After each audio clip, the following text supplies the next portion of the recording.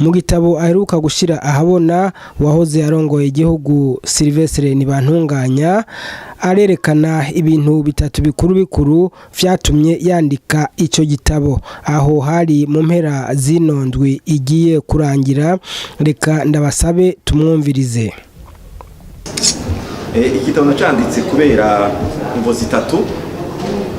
Imvo ya mbere nuko muzi yuko muri kino gihugu hashinzwe umugwi ujejwe kurondera ukuri kugira ngo umwanishe abarundi.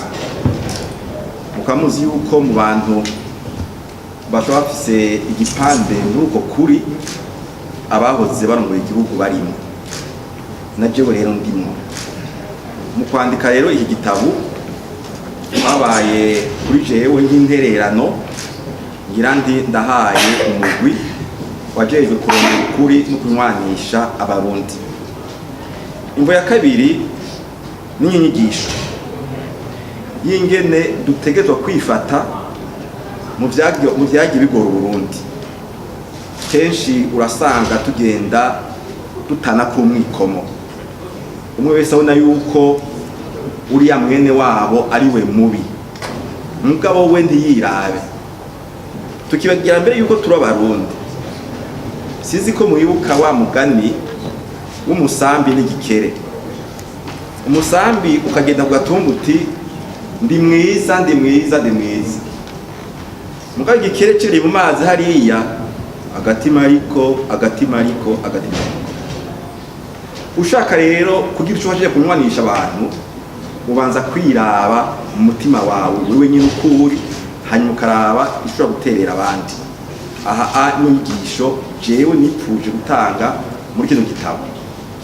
Ica gatatu gihambaye muri byose, iki gitabo kigenewe ugwaruka rw'Uburundi.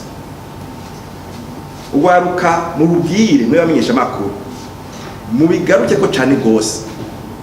Iyi myaka turimwo abantu bafite imyaka kuva kuri 18 gushika kuri 35 40 bategezwa kuraba neza, nibago mu mutego wabashobora kuba baharanira bya politike muri kino gihe bafise ibyo bahisha, bagashaka bata kugwaruka bakarutwara muri ivyo, kandi ubwo gwaruka ataruhara na butoyi rufise muri ako kahise.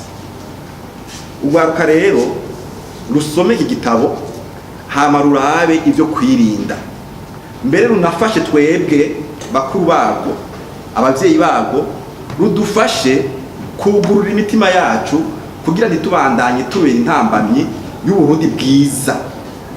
Ico nise muri gitabo bwa Burundi bushasha Ndadaye yavuga harahize imyaka 25. Ngiyo rero inyishu no guha gucantu binandika kino gitabo.